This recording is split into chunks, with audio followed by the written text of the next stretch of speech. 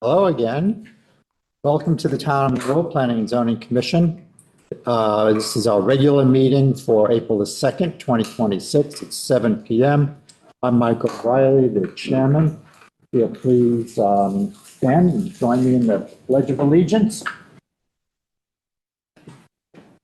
Pledge allegiance to the flag of the United States of America and to the republic for which it stands, one nation, under God, indivisible, with liberty and justice for all. Okay, thank you. We'll call the roll, starting on my right. Dominic Svergolino, alternate commissioner. Dominic Benicia, alternate commissioner. Ryan Condon, commissioner. Bruno Maini, commissioner. Robert Westland, commissioner. Nicole Lupo, alternate commissioner. Catherine Gallagher, Planning and Zoning Administrator. Do we have anyone online for us? Us. Okay. Do we need to seat someone? Yes, and Dominic Smergalino would be up next. All right, Dominic, you're seated. We're going to start with general public participation. If anyone here Yeah, we have a hand up already. doesn't know, anyone here that would like to address the commission on an issue that's not on the agenda tonight, please raise your hand and come on down. Just name and address for the record. You could sign in and also orally.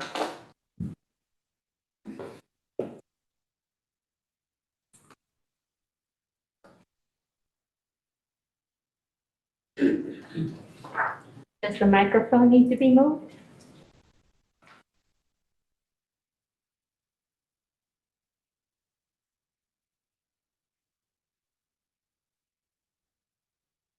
Thank you. My name is Paula Jelly. I reside at 290 Cottage Street. At a recent Planning and Zoning Commission meeting, a commissioner said, and I'm paraphrasing, that unless the regulation specifically states that you can do something, you cannot do it. Where in the regulations does it state that? The commissioner also stated that some residents were renting out their homes illegally via short-term rentals such as Airbnb. In 2006, I came before this commission to request a waiver to add on an accessory apartment for my dad. Since my property is zoned B2, that's a very important information there, zone B2. And I could not include a kitchen without the waiver. A commissioner asked why I couldn't allow my dad to use my kitchen. I explained I could not afford the additional property taxes after my dad passed, and I would have to rent out the accessory apartment, which I have done. I now use the apartment for my business, but I would have to rent it out after I'm fully retired. Years ago, I specifically went to town hall to ask if I could do Airbnb, and Joe Chapman said that the regulations did not specifically disallow it. So Joe Chapman said I could do Airbnb. In fact, Joe Chapman said that town employees were required to utilize Airbnb short-term type facilities when they traveled on business or conferences. It seems hypocritical not to allow residents to rent out a spare bedroom to make ends meet. I would prefer to do an Airbnb type short-term rental since I and my property are more protected. As a host, we can accept or reject without cause. The short-term guests usually have a rating too, from previous and other short-term rentals. I can also place restrictions on use, such as no guests or parties. On the other hand, a long-term rental comes with very little protection and costly remediations. I have firsthand knowledge of this with my own home.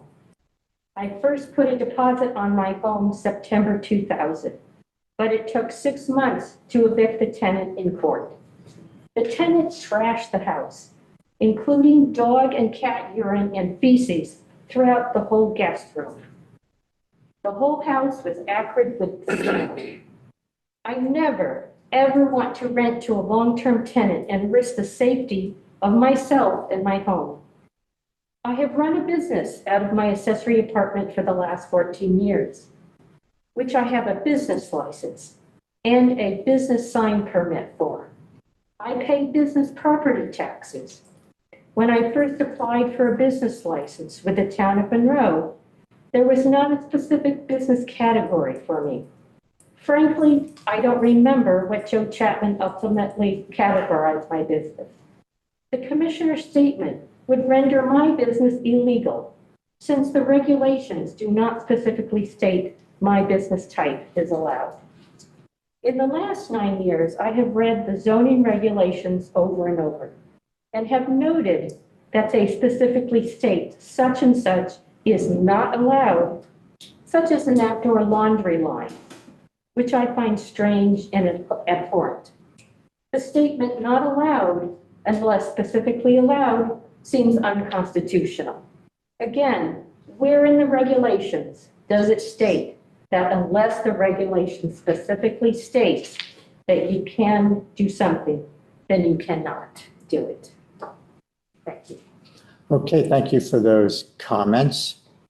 Do we have anyone else in the audience that would like to address the commission tonight? Anyone online would like to address the commission tonight on general matters? Seeing none. I think we have some. Sorry, I just need a little clarification. You got to come up to the microphone. Oh, Did you want to address the commission? If it's regarding Town Fair Tire, that'll be coming up later and there'll be a time for the public to speak. that's what I wanted. Yes. Did you want to say anything about the, Do you want me to address it? I'm happy to do it. So yes, it is correct that the courts have told us through case law that unless it is explicitly permitted, it is prohibited. In the case of Airbnbs, there was actually a court case in Brantford where someone brought a property to do short-term rentals, so Airbnb, Verbo, things of that nature.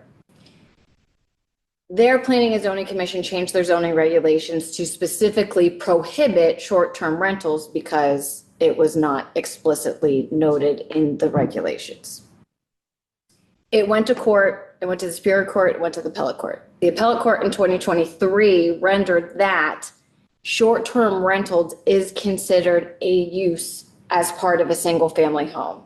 So it said in this specific instance, short-term rentals are prohibited unless they are specifically prohibited in the regulations. And any home that is bought before that zoning regulation change can be used for short-term rentals. So it is my understanding that past staff had actually been telling everybody you can't do short-term rentals. When someone would call, my understanding from what I've been told is that people said you can't do short-term rentals.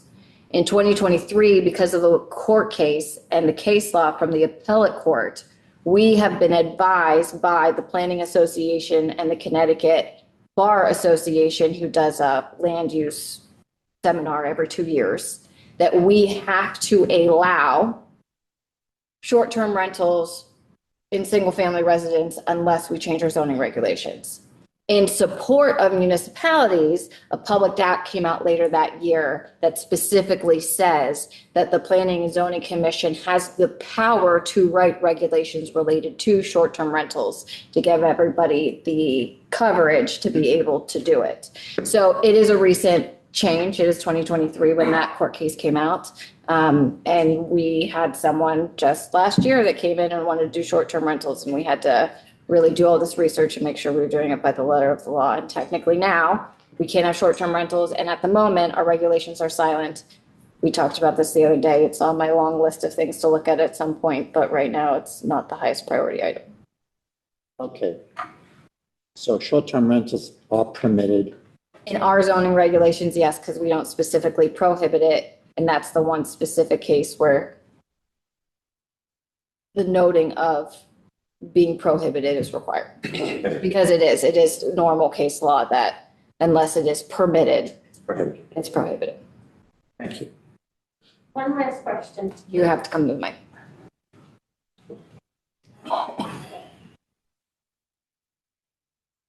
My home is a B2 zone. How does that affect it? But your use is a single-family residence. Is your primary use a single-family residence? I'm running a business out of the accessory apartment for the last 14 years. And you don't live?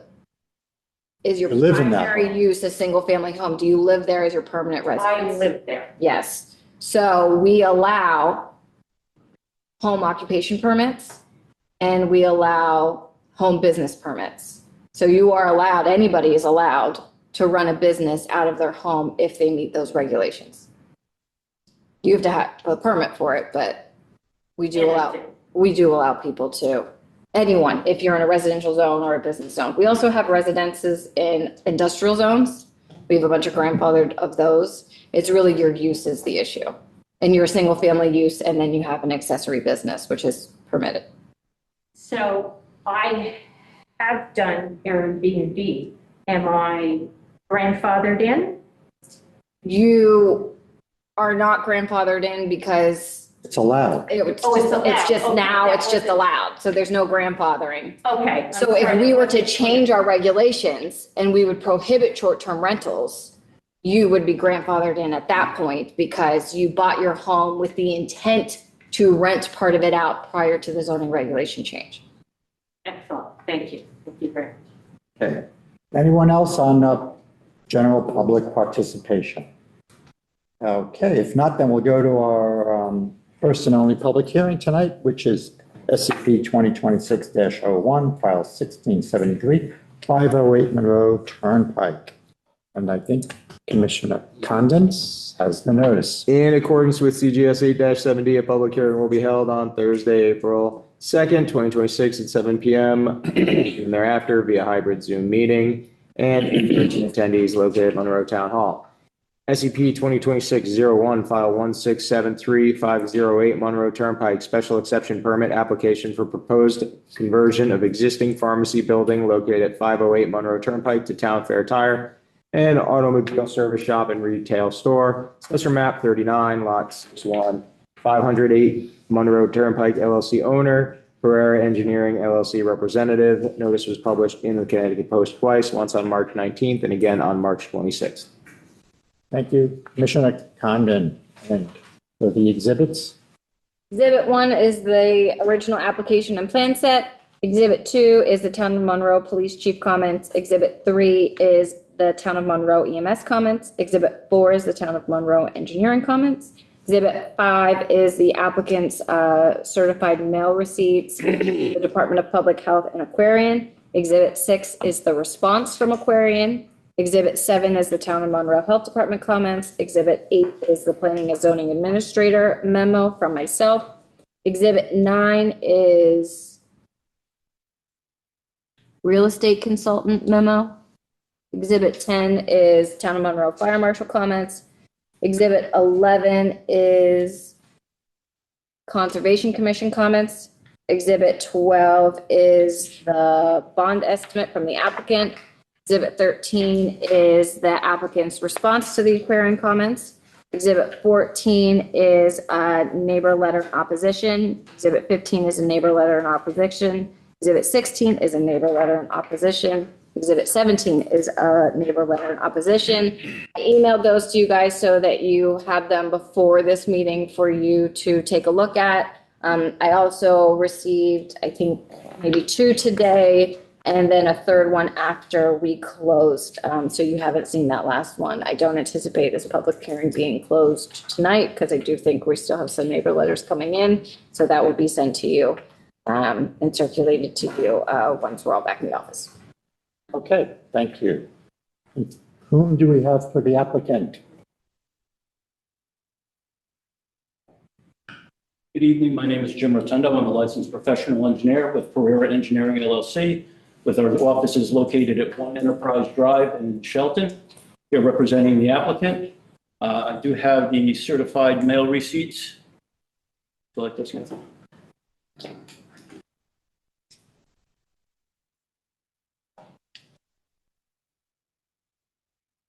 I do have a flash drive here. assistance, I'm happy to assist. Yeah, please. I do have some mobility, but not that much. No. Thank you. You're very- The mouse working? Start. Oh, I haven't shared it yet. Oh, this orange there?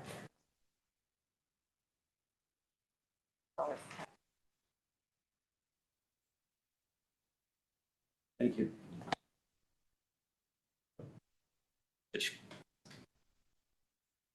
Mouse isn't working. I don't think I got the Conservation Commission. Is that going to come before the I next? believe it was an email from them saying that they had no comments, but let me look that up because I can't imagine that that's what it's actually.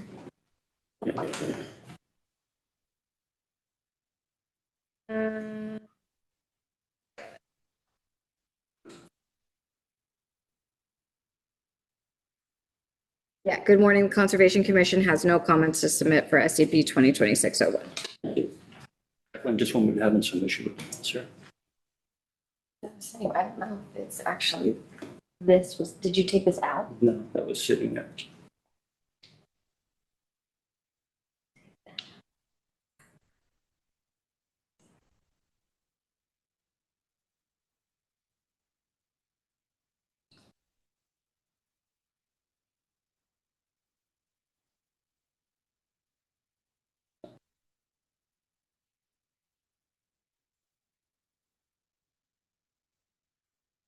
There.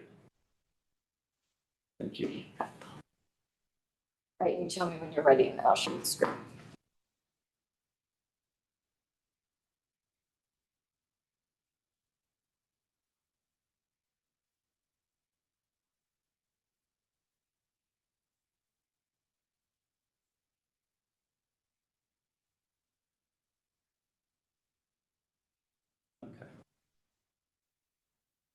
Yes, good evening. Town Tire is proposing, before I get started, also with me tonight is John Wipakowski, who is with with Town Tire. John is the Director of Development.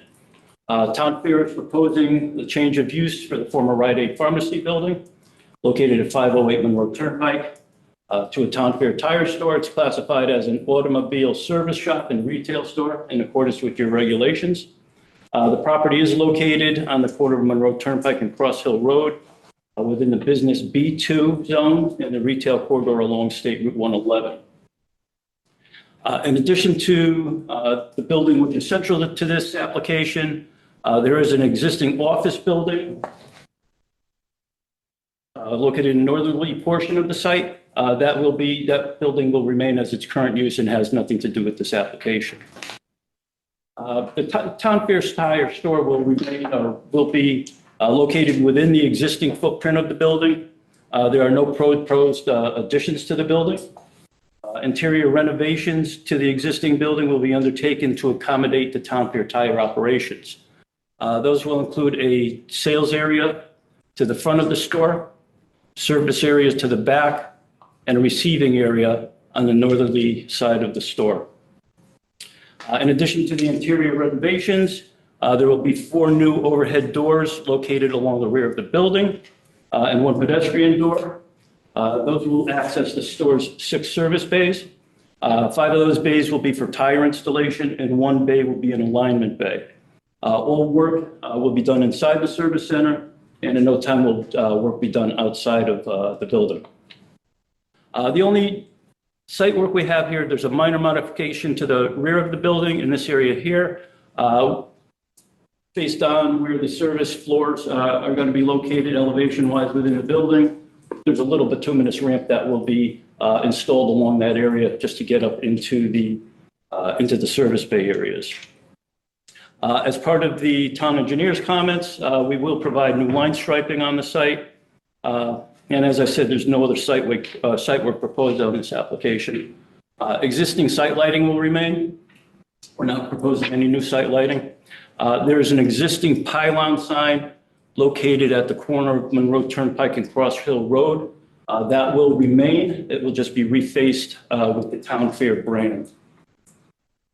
Town Fair Tire's main business is the sale and installation of passenger and light truck tires and custom wheels.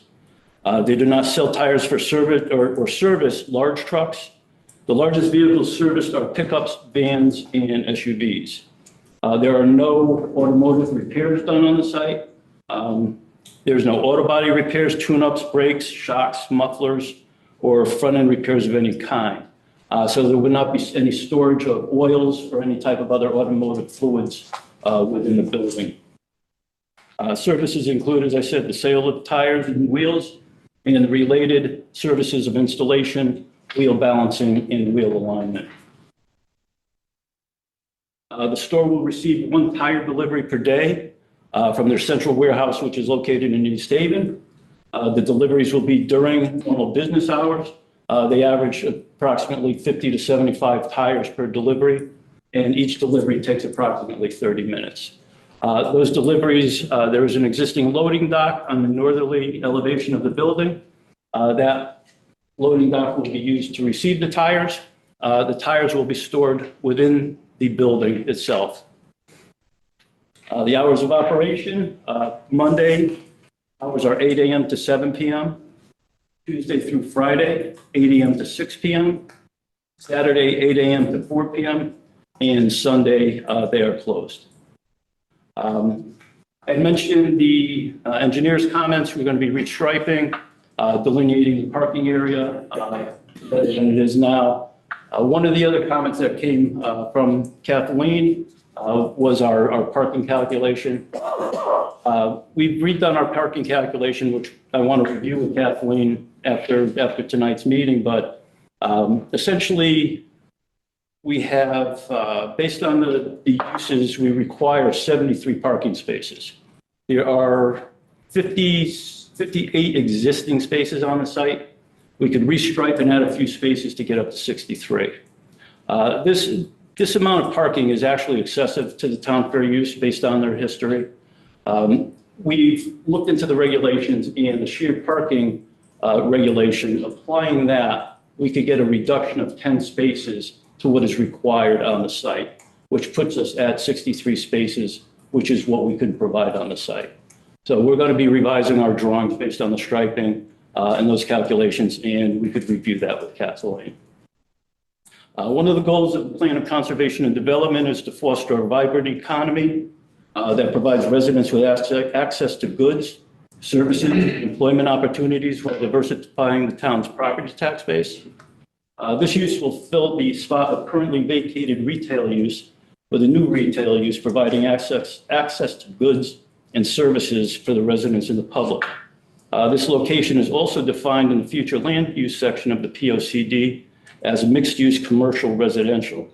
This use maintains the commercial retail uses previously and currently occupying this parcel.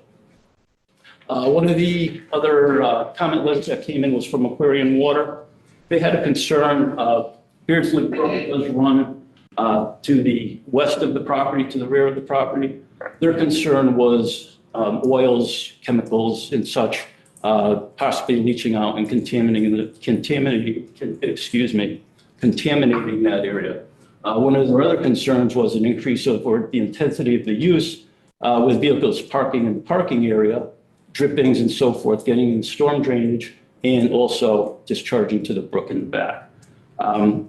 This use actually with town fair, the traffic will be less intense than the retail use that was there previously with the pharmacy. Plus, as I had stated, there will be no chemicals, oils, and fluids and such that are stored on the site. In addition, as far as the parking lot goes and runoff from the parking lot, there is an existing storm drainage system that's installed. Prior to the discharge toward Beardsley Brook, there is a stormwater quality chamber there. There's a vortechnic hydrodynamic separator in place.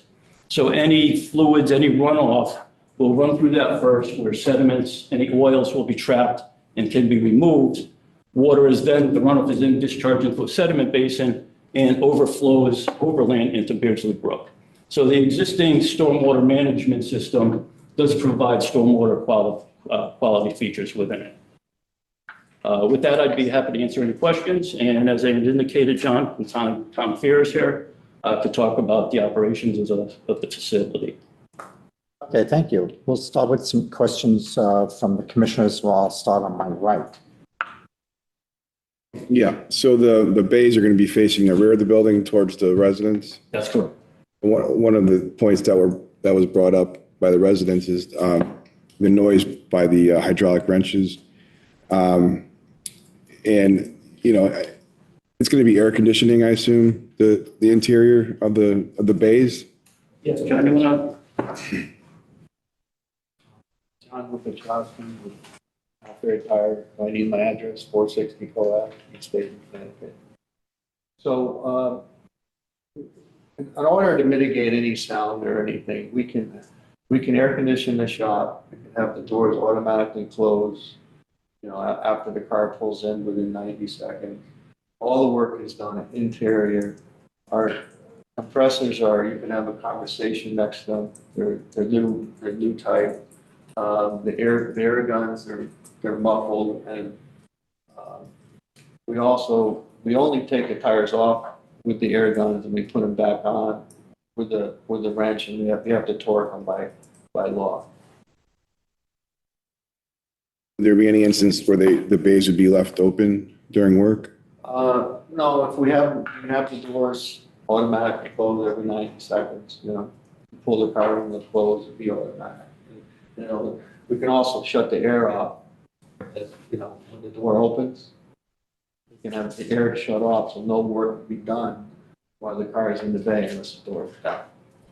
And do you have any pictures of what the doors actually look like? Are like windows, or are they solid? Standard 2-inch insulated with one single glass. Sometimes we match the color of the building so we can't see them, but it's usually just solid aluminum with one window. Just one strip of window? Just one single in the center. Just one single? Yeah. Are there doors that are thicker that could prevent sound from escaping?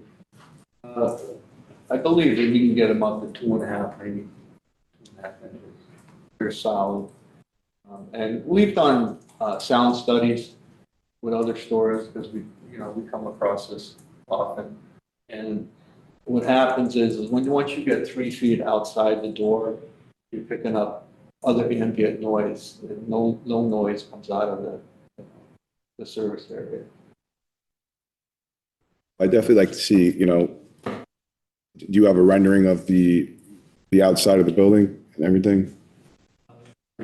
Yeah, I have an elevation. I don't have a colored rendering though. Colors are going to be really important. Right. This is the rear of the building with the 4 overhead doors. Can you blow that up? Yes.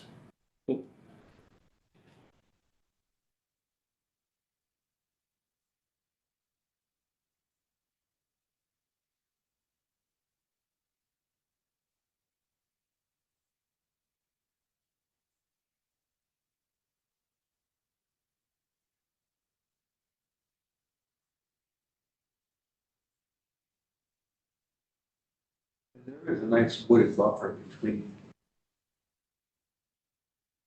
the doors and the house that's behind. Yeah, the closest house to the rear of the building is about 150 feet away. There is a wooded buffer in between the property and the adjacent property, with which Beardsley Brook goes through as well. And so it's not an area that would be cleared or developed in the future.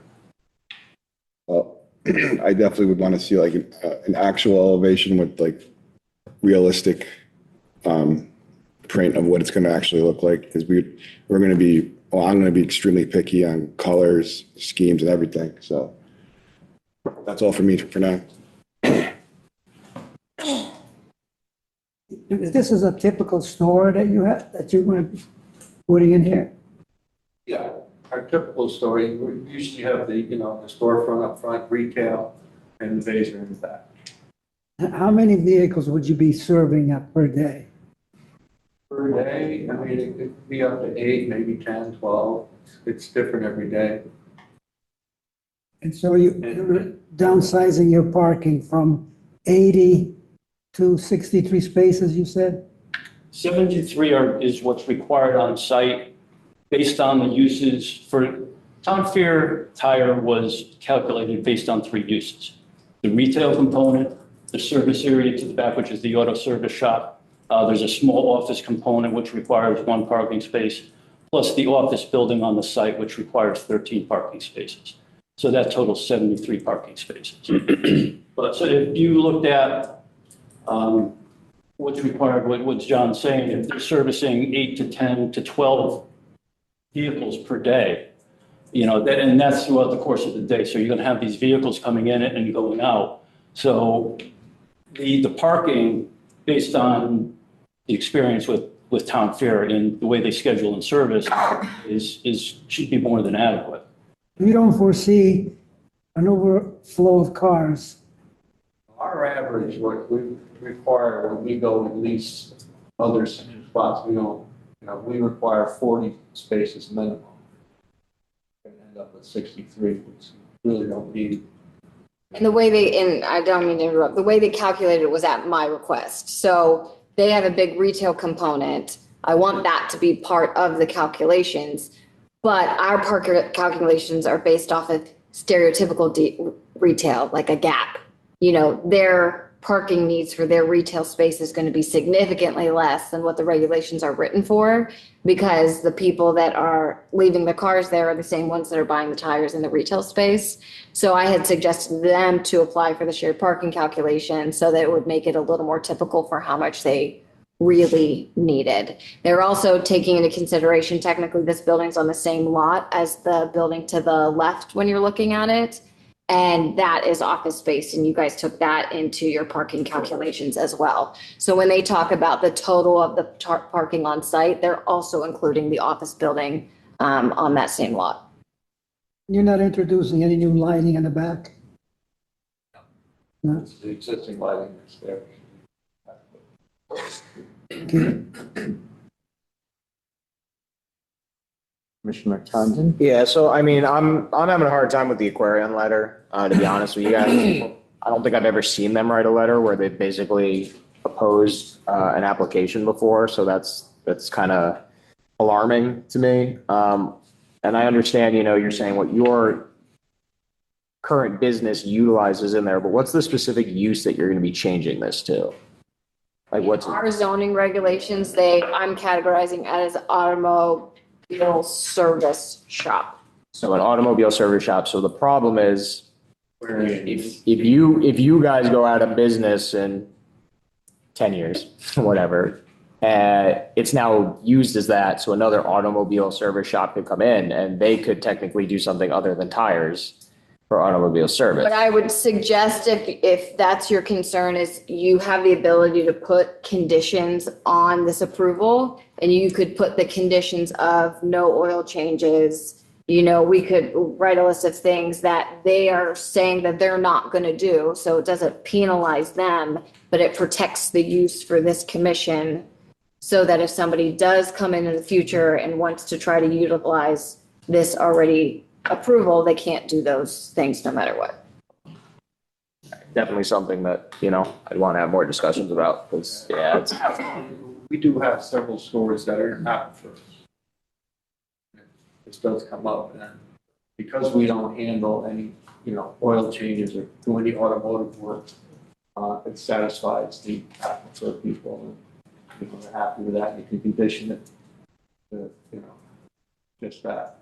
I mean, if, I assume this meeting is going to be kept open, maybe if, you have another conversation with Aquarian, let them understand exactly what your operations are. They're probably reading this as an automotive, repair garage. Yeah. I will say to that, I actually did go to them and clarify this a little bit because they reached out to me. I asked if it changed their comments, and they said, message received, thank you. Got anything back from them?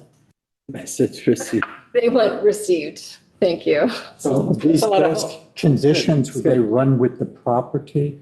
It would run with this approval. And you guys are correct. Normally, if there's a use accepted on the property, and a new use comes in that's the same use. So let's say something's going from retail to retail, we don't make them come back in front of you. Even in the industrial zones that are all SEPs, if a warehousing use is being replaced with a warehousing use, again, I don't typically have it go in front of you guys because it's used to use. So again, to protect it, you could put conditions on this approval, and that would, if somebody was trying to go from automobile service shop to automobile service shop, it's not like the conditions are lifted, they would have to comply with the same conditions. So it does run with the property. Yes, except for the fact that then if it's abandoned, like if something else comes into this, if like this gets turned back to a retail store, then the person after that can't come in for an automobile service shop because it's just not equal. Like I would make them have to come back for a new SEP because they're changing the use now drastically again to something more intense. Let's go back to Commissioner's comments. So they go out of business in 10 years and somebody wants to come in and open another automobile service shop. With oil changes, et cetera. What's to keep them from doing that? You put conditions on this approval. That's what I'm asking. So this condition on approval is not specific to the use, it's specific to the property. It's specific to the use on this property. Because the reason that you're putting the conditions on is because of its location in the watershed, because of its location near residents, because its location, for all those things. So in the same respect of like 604 Main Street, where they have that automobile service shop, that has conditions related to it for how many overnight vehicles they can have, how many things like that. That ran from use to use. And are those conditions being followed there? We'll talk about that later. It's later on the agenda. What leads to my concern? That's all. Commissioner Mayne.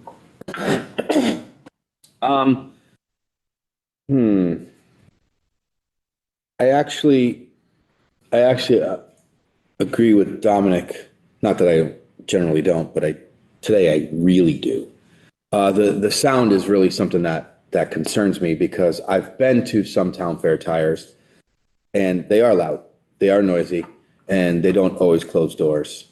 I think the problem we're running into is a lot of people say one thing and do something else. So I love the fact that you say we'll cut the power or whatever, cut the air going to. Unfortunately, once you're in there, we really don't have any control over that. So you may say that, you may have intentions of doing that, but the upper brass may say, no, that's too much money to put into a building that we'll probably have to fit out completely, and we're not going to go that route, and we're just going to go with what we're doing. So I have a big concern with the noise, especially the fact that if you were facing in the front and it was going out to the street, I wouldn't be so concerned. I still wouldn't love it, but I wouldn't be so concerned because you're going away from homeowners. That's one of my major concerns. Secondly, you get a tire delivery a day. When do you get a tire removal? They do that like twice a week. Twice a week. So where are they stored in the meantime? It's going to be stored in the receiving area. Our retail is more towards the right side than the left side. But there's going to be an area blocked out for the used tires. Get out. There's not going to be any outside tires. And, we do have stores where we air condition them, and then we control the doors because of concern. Off the top of your head, what's one of the stores that has it? Marlboro, Massachusetts. We're near a How 500. about one in Connecticut? We're near a 500 apartment complex. How about one in Connecticut? We'll be the first, let me guess. No. No? Yeah, how about for the next meeting, maybe come up with one? Well, yeah, we haven't, as far as Connecticut, we all our expansion has been in Massachusetts, New Hampshire, Vermont. So a lot of our stores in Connecticut are older. Mm-hmm. Well, in your journeys, if you come up with one, can you just let us know for the next time? So you guys store all the used tires inside? Yeah, it's never seen there. I don't. If you could just slide the mouse to the receiving area. Right there. This is adjacent to the loading dock. How big is that? It's about 40, what's it, 1,600 square feet? That's big.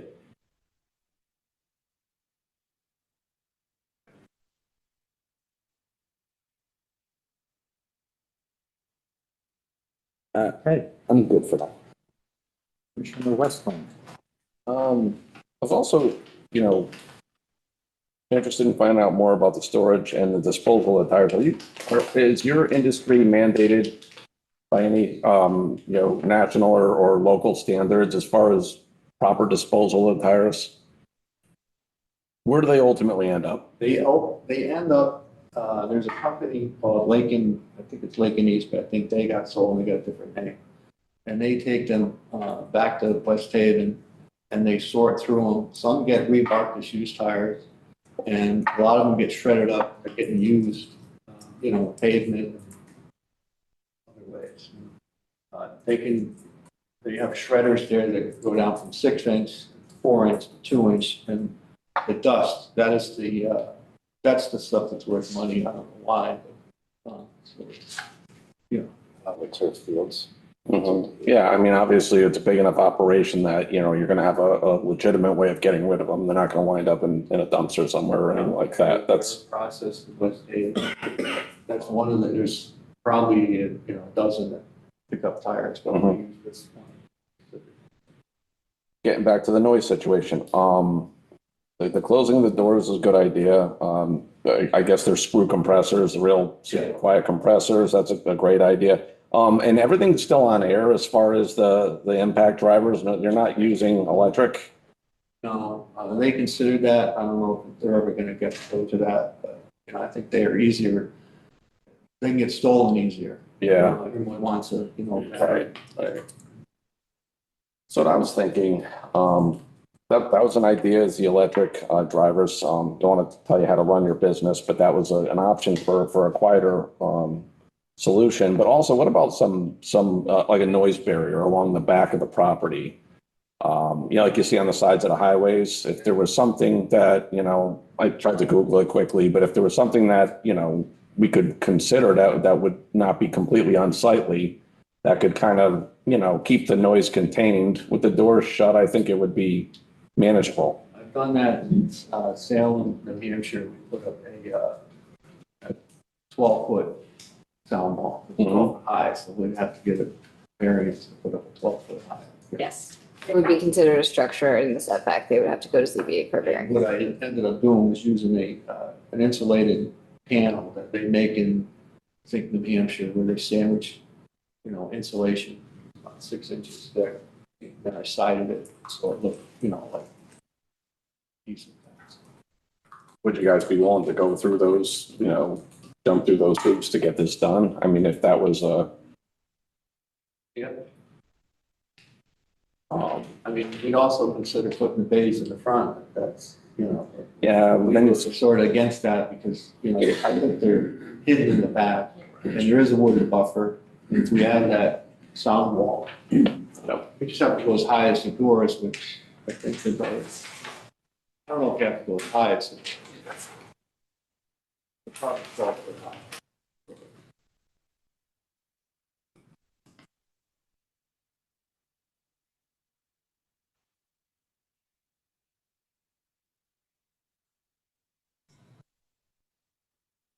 Yeah. Get to it.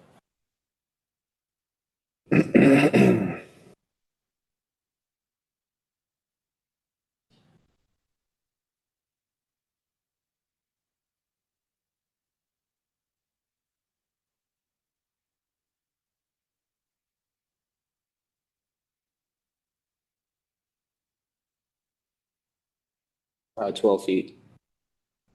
Yeah, cool. So, They also would have to go to wetlands. The brooks in the rear. If they were to put the wall in. right. I guess there's a guardrail. I think that must be a short buffer. Yeah, there's a guardrail back there. There's a flat area that Does it have to be 4 feet? Stop the sound. Can you put the site plan back up? yes. So at any rate, I'm just trying to come up with creative ways You to, know, the car's only lifted this high. I don't know if you have to. that's what I'm thinking. It doesn't necessarily have to be that high. There, because it was backed up to the motel. Right. So for any height, Kathleen, it would have to go through all that? We don't require permits for fences that are 6 feet or under. So anything above 6 feet that's in the fence category is considered a structure. And if it's actually thick enough where we would consider it a wall, then it's absolutely a structure, even if it's lower. I think 6 feet would be helpful. We can look into that. Just We trying, could add more planting, because I noticed that the arborvitaes are sort of eaten up. I don't know if it's by deer or just from. I think both would be great, to be honest with you, because arborvitaes would give you a little bit of screening from the noise barrier. Also, I'm a fan of the rendering. Before we move on this, I'd like to see what it's going to look like all the way around. And how many potential jobs and or employees would a facility like this bring to our town? 15. Usually be 4 or 5 salesmen in the front, and then, you know, eight guys, and then there's a couple of drivers. And the last thing is, if we do consider an approval, I'm a fan of the conditional approval, like we spoke, as far as protecting that site from future occupancy. That's all.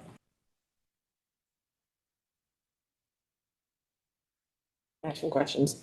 I'm not going to add on, but I agree with concerns with the condition going to future uses here. I really like the idea that Rob has regarding the sound barrier wall. As much as arborvitaes are nice for a visual, I don't think for sound it's going to stop the sound of the impact drills, the tire mounting equipment, door slamming. Because that is a big concern of mine, is for the residents, not just right behind, but it does travel. And I was going to ask what other stores in the area that I can visit that has that sounds set in, but as we found out, there are none. So I would like to visit some. Have to run through the list. Yeah. 40 stores in Connecticut. I'm sure we have some. Yeah, I'd like to visit some before I. It's more the ones in Massachusetts and New Hampshire. So that was our, you know, I've been with town for 30 years. Yeah. I started at 32 stores now. All our expansion was Rhode Island, Vermont. So. Yeah, no, I'm all for growth of commercial business in town. I think it really helps our tax base, but I also want to make sure we're doing it at the right place in town. So these are just my concerns and concerns of our residents that I've heard from. So I'm here for my own concerns and concerns of people that have come before me. Where is you may have shown this, where is the dumpster going to be located? There's an existing dumpster enclosure. It's a masonry enclosure, this location right here. Okay. It doesn't have any dumpsters in it, but that will be maintaining dumpsters. Okay. Place out. Okay. And I, as a town fair person myself, what is the plan for people that are waiting? So usually there's a lot of people waiting outside, people sitting in their cars idling. How do you guys accommodate There's those? a waiting area that we provide. Out within the.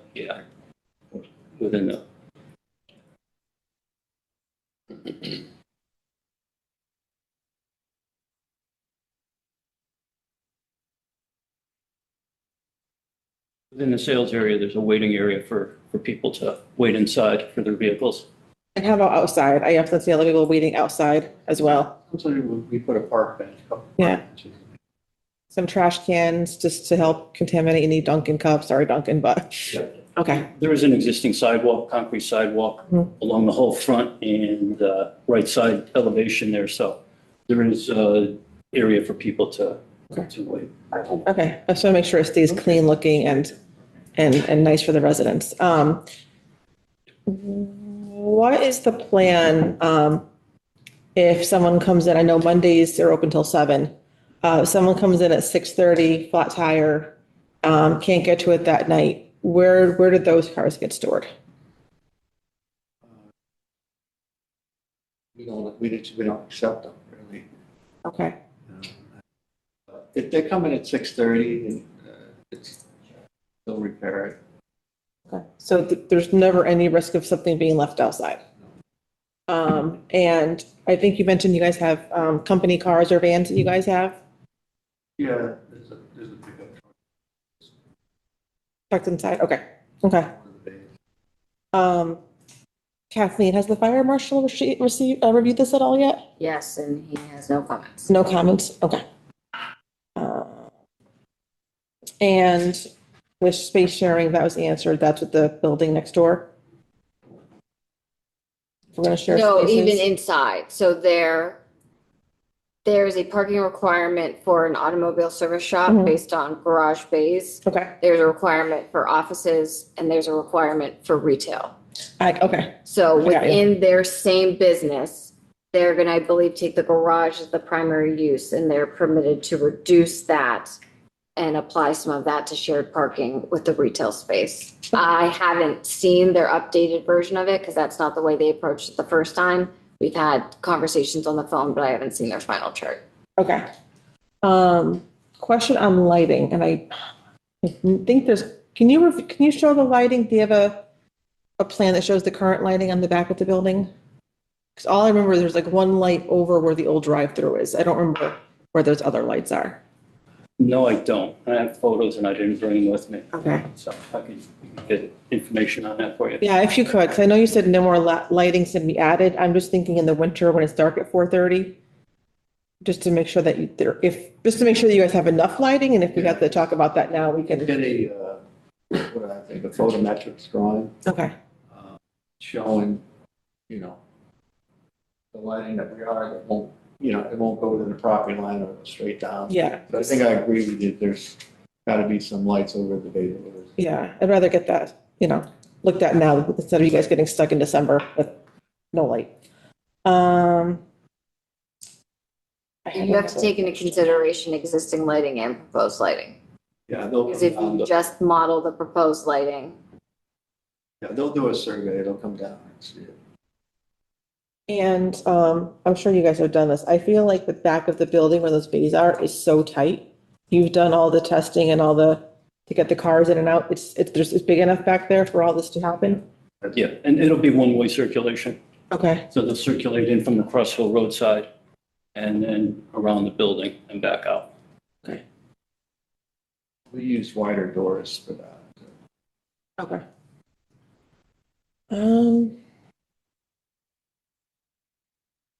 No other questions right now. I think there was other ones over here. You did good.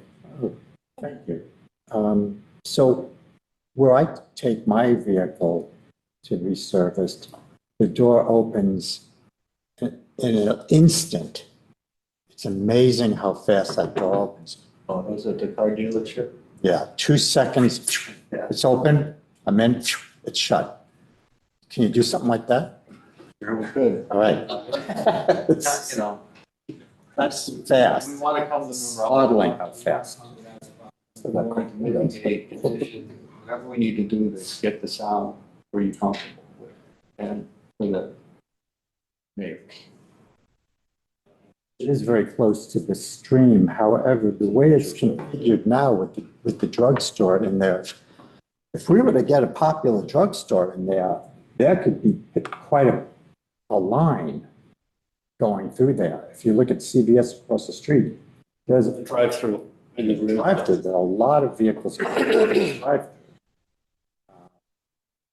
Potentially, I'm saying, if we say no to town fair and Walgreens comes in and cuts the rates and gets a tremendous amount of business, there could be quite a bit of use there.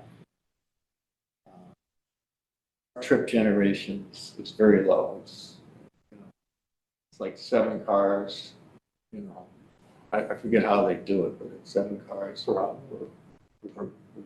per cycle. I'm not sure. Yeah, that's just how it's stated. Yeah, it's in the IT trip generation. We can get that for you. Do you have a diagram showing the drainage basins? Yes.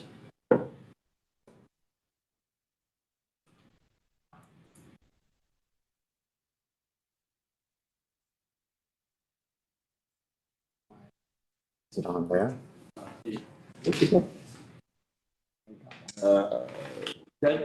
There is a grading and utility plan in your drawing set, but essentially the site drains toward the back. There are several catch basins located within the parking area. This all drains down to the back. This here is the stormwater quality chamber I had mentioned, and then it discharges into a sediment basin over in this area here. That overflows, and then it overflows overland toward Beardsley Brook to the rear. Sorry, I didn't get one of these. For some reason.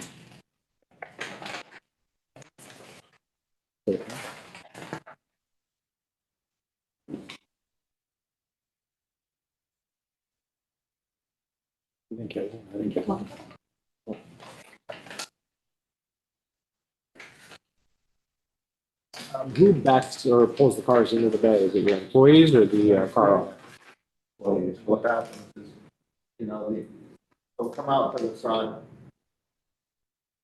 They look at the cars will be brought to the, service area, the service tech will take the car, bring it into the bay. When it's done, take it out, bring it back to the customer. There's two catch basins I see in the rear. But I don't see. Yes, there's one at the driveway here. There's one kind of central to the building in the rear. Yes. Also, one in this corner here. Okay. And this all drains down into the back and through that stormwater treatment system. We're not expanding any impervious areas, so we're not proposing any new storm drainage with this application.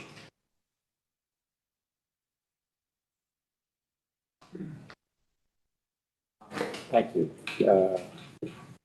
You had another question? Yeah, with this property, Kathleen, is there any violations? Is there nothing, everything's good?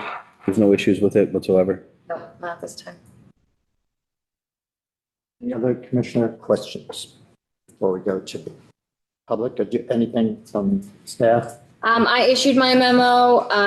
The town engineer issued his memo, which you were guys given a copy of. The fire marshal stated no additional comments in his email. EMS stated no concerns as long as all ADA regulations are followed. The police chief wrote an email stating no issue. The town health department wrote a letter stating that they had no objection and that the septic system could handle the proposed use. And the Conservation Commission had an email stating that there were no comments. Most of my items were addressed or will be addressed with the next round, so I'm not going to go into too much. They did talk about how they are proposing no overnight vehicles. That's also an option as a condition of the approval. To state that there shall be 0 overnight vehicles at all. Is that something that you're confident you're not going to have anything, like even the scenario that was said? I guess even if it was, you could keep the car inside. So they have a spare, put the spare on and they can. Okay. So that's also a condition that I think would protect the use, is staying absolutely no overnight vehicles as part of that. Any signage is covered under a separate permit with our town zoning officer. We already talked about the lighting. You're going to have a construction trailer on site. That's just going to be a separate permit. Let's just coordinate it. We don't need a construction trailer. Because it's an existing building. And just to confirm that the refuse enclosure will be utilized, which you did, and that it's adequately sized, just that you can handle the trash generated from it. That's it for me. All right, and we'll go to the public next. So for a public hearing, we invite public participation for or against or whatever.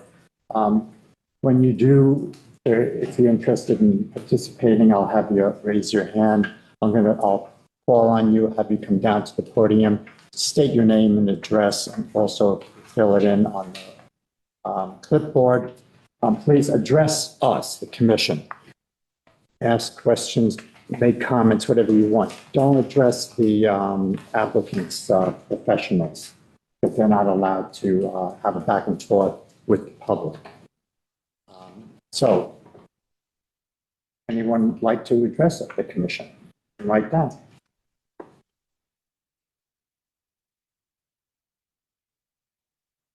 My name is Margaret Lee. I live at 26 Olive Drive in Monroe. Lived here for 20 years. I just happened to, fortunate. First of all, I want to thank all of you for your comments and so forth and your concerns, because you've certainly expressed many of mine. I perhaps would just like to amplify on them. I'm very concerned about this particular situation. I just learned about it the other day when I received the agenda. My concerns really are the aesthetics, to start with that. And it's more than just the aesthetics in terms of what things look like. It's the noise level. I know they said that the bay doors would be closed, but if somebody's working with a compressor and it's going da da da da da da da, and the next bay opens, let another car come in for some more work, the guy who's using the compressor isn't going to stop. They're going to keep right on working. These places tend to be incredibly smelly. I go to Tom Fair Tires, and the smell of rubber is absolutely nauseating, and it really does permeate the area. You can't do much about it, but it is an obnoxious thing to have to deal with. The homes, I also had a concern about the traffic, because going around that very small side road, being a corner lot, the residents that live there, their traffic is going to be impacted by it. You said that not by much, but they said they're not by much, but still, there it is. We already have a traffic problem in here in Monroe. This is just another emphasis on it. I drove by the property and I looked at it, of course. From 111, you can see straight through to the people behind. There's that buffer is a very small buffer back there, the trees that are there. It's not large enough to make a difference in terms of the noise impact, the aroma impact, the air pollution residual impact. It's not enough to make a buffer. And to put up a huge wall, even to think about putting up a wall, for those people to have to then walk out their back doors and look at a wall, it's just, to me, it's incomprehensible. I also wondered if there is any need for the DEP to weigh in on it. I don't know enough about that stuff. Kathleen, okay, thank you. I'm not actually disturbing any of the earth, which is also why they don't need to go to wetlands. Okay. So because they're utilizing the impervious space that's already there, that's one of the reasons Okay. deeper wetlands don't need to weigh in. So I'm just very much concerned about the well-being and the property values of those small homes that live right there. They're nice little homes. People shouldn't have their property values destroyed by something like this, and it would be destructive. And as you pointed out, somebody else could move in there after this place leaves, and then they'd have a whole new bottle of wax. And you can't necessarily prohibit any such other, I don't think, activity going on that space. So that was my biggest, those were my concerns. I think that it would seem to me that there are places in Monroe where an outfit like this, a business like this, could be placed in such a spot that it would not have these other impacts. We've got Victorinox, which is vast amount of open space. Why not there? It's right, it would be ideal. I don't know enough about the soil and stuff, but it might be an alternative. Granted, they don't already have a building. We've got the other spots in town that are also already opened up that might be possible. But to me, to saddle our people in this town with a business like this, right in their, literally their backyards, that they can now, once it's there, they can do nothing about it. It just seems to me that maybe we could do better. That's all I have to say. Thank you. Thank you for your comments. Come right down.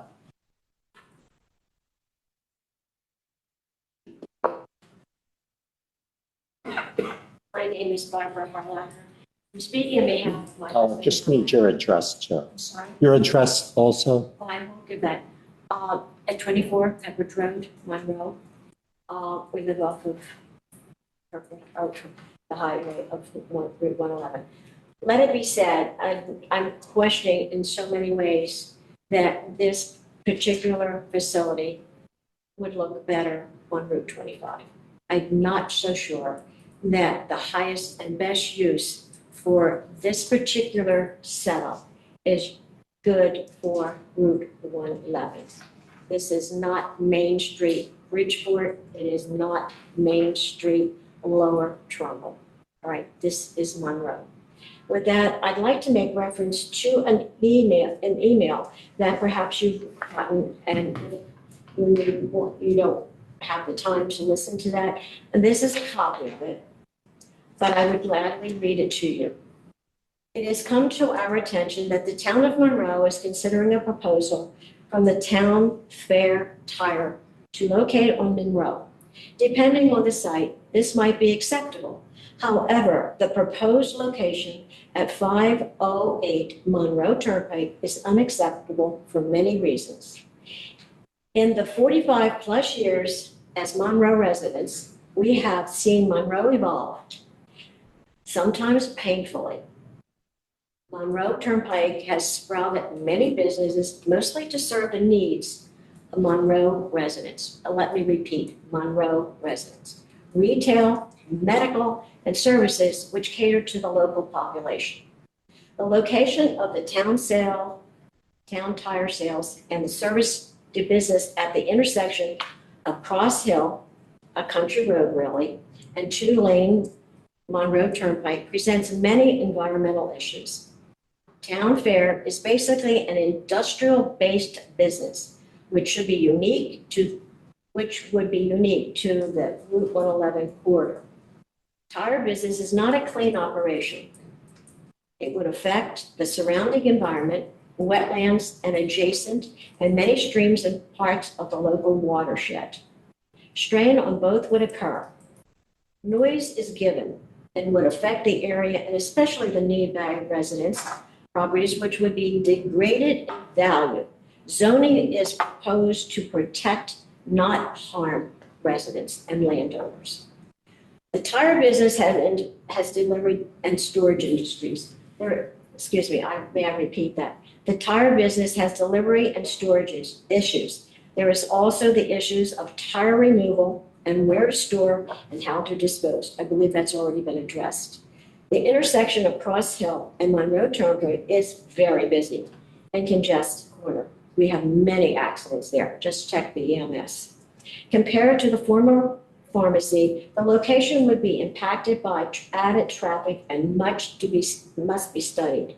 For these simple reasons, which would cause complex issues, we are opposed to the Town Fair Tire moving into the former Rite Aid site and asking planning and zoning to reject the proposal. Thank you for your time. I appreciate your concerns, and let's keep Monroe beautiful. Thank you. Thank you for your comments. Is anyone else here tonight? Over on the side here. Come on down.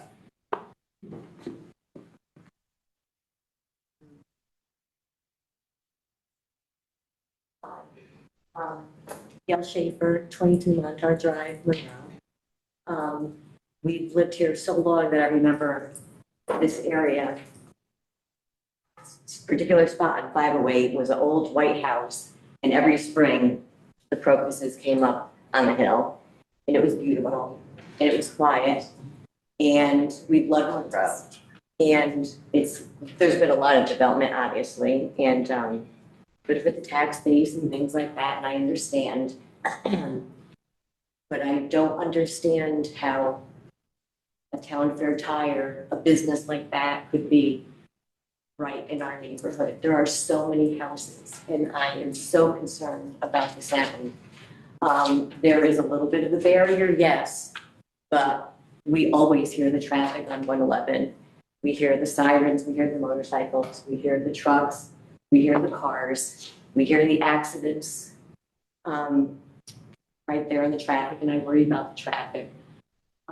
It's, Town Fair Tire is loud and it's a good business, but I don't think this is where it belongs to be in Monroe.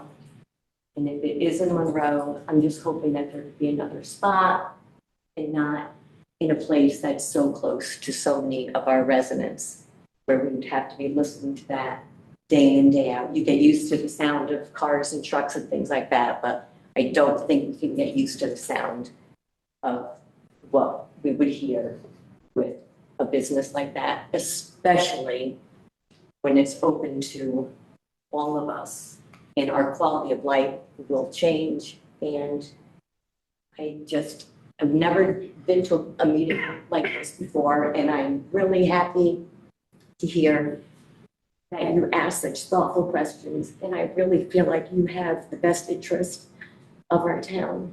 And that really makes me happy that you are asking those questions and that you are concerned about the sound as well. And thank you very much. I just hope that it doesn't happen in this spot. It could happen somewhere else. It's a great company, I'm sure, but please don't have it in our neighborhood, please. Thank you. Well, thank you for your comments. Do we have anyone else here tonight that would like to address the commission on this application? Up in the back, come on up. I'm sorry. I have someone else coming up.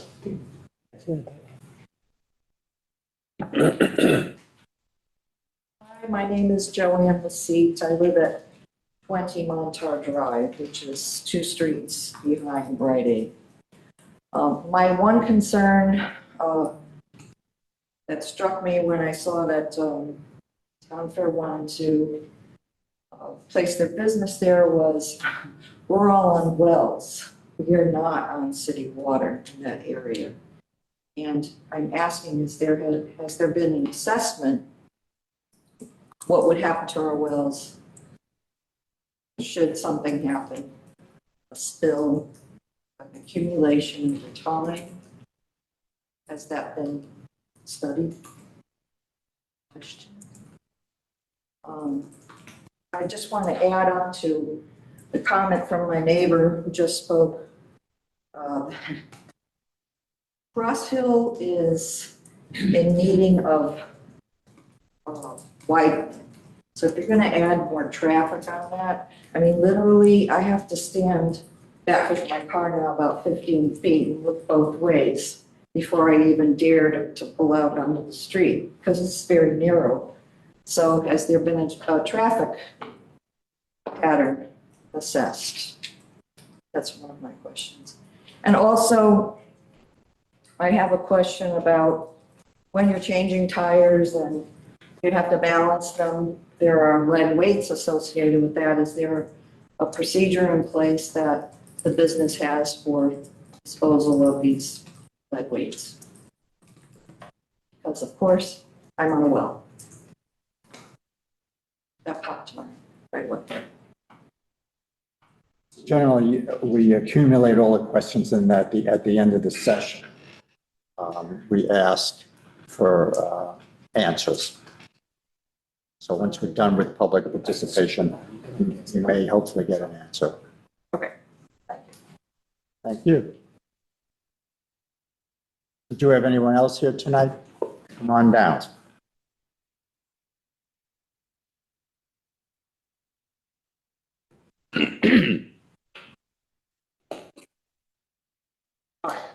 William Schaefer, 23 Montauk Drive, District, my wife Gail, and I echo all the concerns that the neighbors have expressed here. You probably saw my email where I expressed the concerns about the noise. I really just wanted to address the door issue. I mean, when I look at the plans and I see these 6 bays aimed at the residential neighborhoods here, and we're talking upwards of 50 homes in there that are going to be impacted by this. It's counterintuitive to me to think that you want to have them facing the neighborhoods. Somebody asked a great question about, hey, what about having those in the front? But with respect to the doors, I happen to know there's a similar situation with the town fair in Fairfield, Connecticut, where they put a town fair in, and similar concerns were expressed. And I believe similar assurances were made Well, we'll keep the doors closed. That'll muffle the noise. We'll put bigger doors in that can muffle the noise. I attached a photo to my email that was taken this week, March 30th. The weather's nice. The technicians open the doors. I mean, it makes sense. I would do the same thing. You'd want to get the fresh air in there. So once it's approved, there's very little to no control over that. The neighbors can call up zoning, they could call up in Fairfield, they can call up in Monroe. We can send a zoning officer out and say, hey, you know, one of the conditions of this was the doors were going to be closed. Oh, sorry, we'll close the doors. And 30 seconds later, the doors are going to be reopened. These impact wrenches are loud. They have as much decibel power as a backpack leaf blower. You're going to hear them 3 feet away. You can't hear those for 3 feet. Anybody who's been to a town fair tire, these places are loud. And so very concerned about it, and I just wanted to throw that out there that I think if you approve this in its current configuration, whatever assurances are made about the doors, I think you can just throw out the window, and it's going to impact the residential neighborhoods. And I appreciate all the thoughtful comments. I think you're on the right track here, and I hope to heck, you know, this could potentially be a death sentence for a lot of people might not want to stay in this particular area if this is approved. So those are my comments. Well, thank you for your comments. Anyone else in the room would like to comment on this application? If not, is there anyone online? If anyone online would like to comment on this application, I think there's a raise my hand button. I saw that person. Usually, can we look at them? There's 3 people on in attendance up, and we have 1 raise our hand. All right, so Terry, I am pressing allowed to talk. You have to accept that in order to be able to unmute yourself. There you go. All right, can you hear us, Terry? Yeah, actually, that's my husband's name. I'm Diane Bowerman at 184 Cross Hill Road. Exactly. We can hear you. Go ahead. Okay, I'm exactly 2 houses away from the location that's being discussed this evening. And I especially am concerned about the change of the usage. I was glad to hear that brought up tonight. I would not want that to occur without boundaries around that. To have it, I think it's stated it's going to be an automotive shop or something, but it would lend itself to all kinds of opportunities down the road where chemicals and environmental issues could appear. So I really would urge that would be taken care of, and that would not fly through. Again, the noise is of great concern. This is really in my backyard for sure, and I can hear all kinds of noise as it is now, and to have to hear the compressors and whatnot going on all day long, except for Sundays, is, especially in the nice weather, it's definitely going to impact quality of life. So I echo the responses that have been brought up by my fellow neighbors as well. And just would appreciate any kind of double back with Aquarian. We are on wells, as someone else brought up. Would not want to have issues down the road with that. So I appreciate you hearing out my comments as well, and hope that you will protect the quality of our life here in this particular area. Well, thank you for your comments. Do we have anyone else online that would like to comment on this application? See anyone? No. One more time, anyone online or anyone in this room would like to comment on this application, please raise your hand. We're not closing the process tonight, so there'll be another opportunity to ask questions. Yes? When? She has one last comment. Oh, well, come on back up front.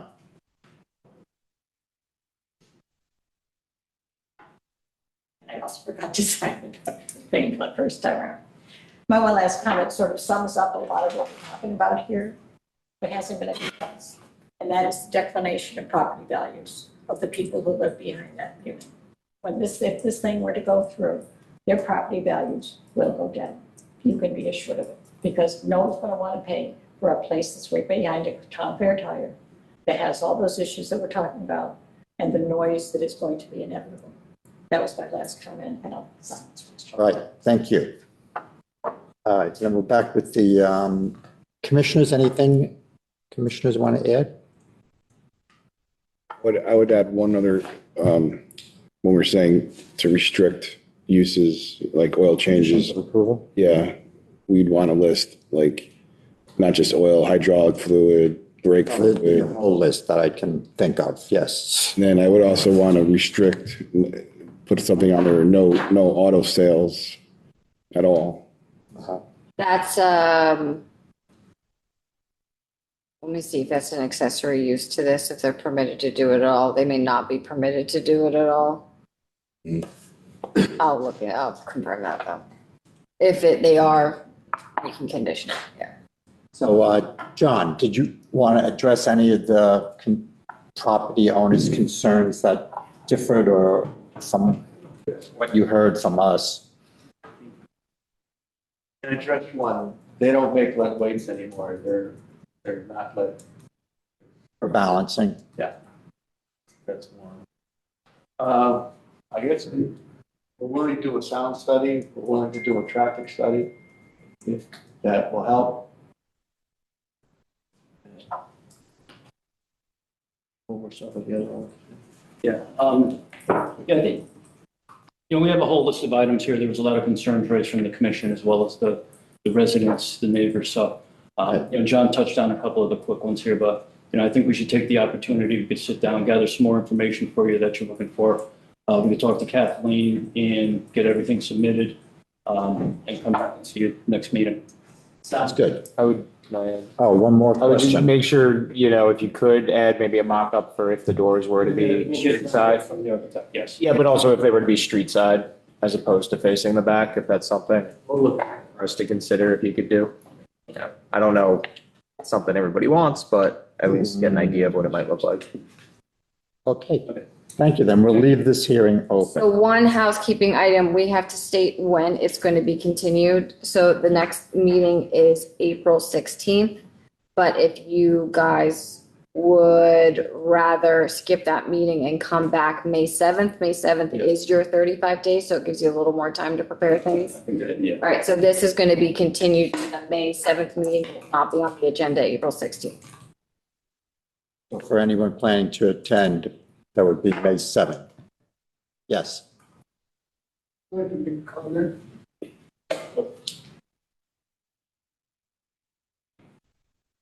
My name is David Harlacher. I think the purpose of the zoning board needs to be addressed here. Zoning is set to protect the landowners in this town, not to vary in to accommodate a business that wants to find itself in this area. If you look at your purpose and determine, are you serving the clientele in this town, or are you more interested in varying the zoning and to accommodate an increase in the tax case? Thank you. Okay, thank you. All right, then we're going to move on the agenda. New applications. We have two upcoming applications. The first one is RAA 2026-01. It's a petition application for a regulation amendment to amend the zoning code, sections associated with MDD SDDs to reduce the required acreage for residential associated with mixed use. They did come to subcommittee. They are noticed for a public hearing for 4/16/26. The next one is a special exception permit 2026-02, special exception permit for the construction of retaining wall paving and drainage of Old Red Grove, improvements on the existing parking areas to expand excavation contractor's facility at 1603 Monroe Turnpike, which is the current business of Monroe Construction. They are currently in wetlands. They came to you for an SDD almost exactly 6 months ago. In order for them to preserve their SDD approval, they have to come in with a special exception permit within 6 months. They came to wetlands in the fall and or early winter. I wasn't exactly here during some of that time period.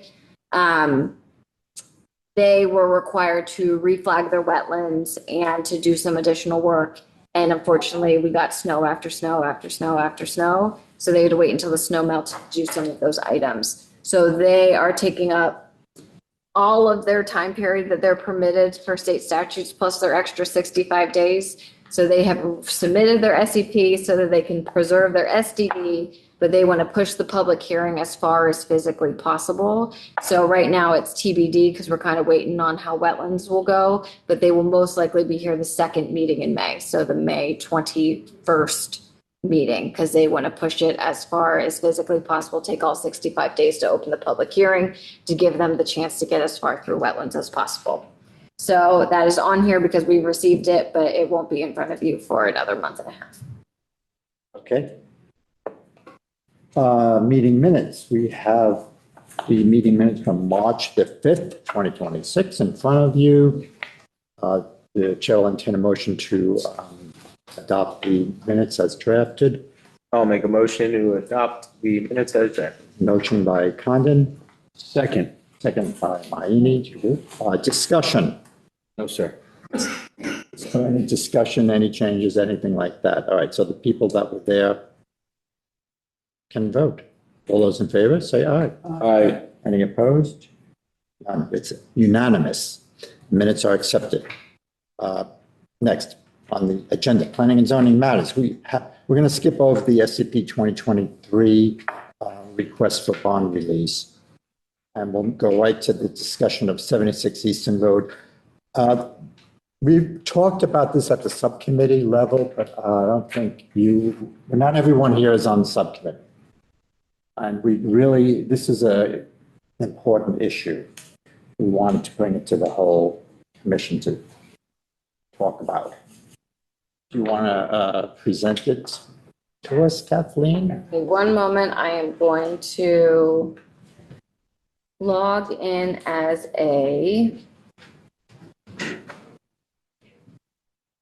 basically applicant.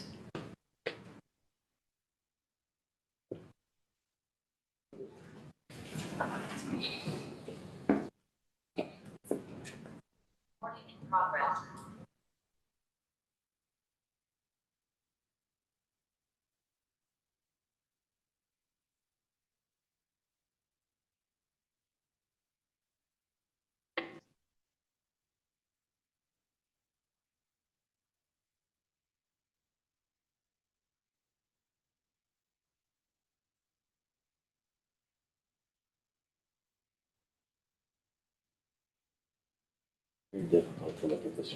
It's beautiful hair. I don't even look. It makes me nauseous to look at the screen because everything's backwards, and so But when I get it covered, you could have some. Can I borrow a couple lots? Donate someone there. Can we donate a couple?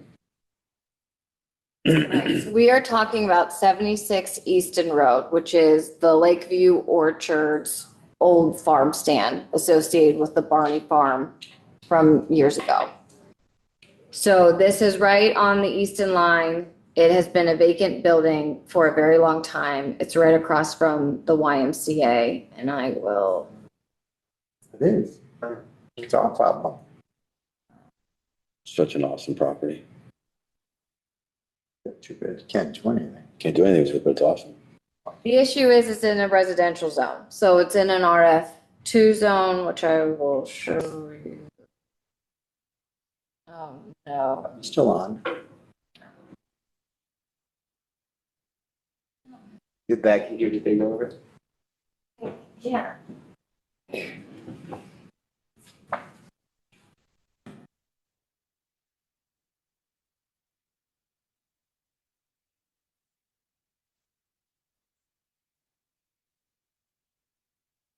Did you leave his flash drive?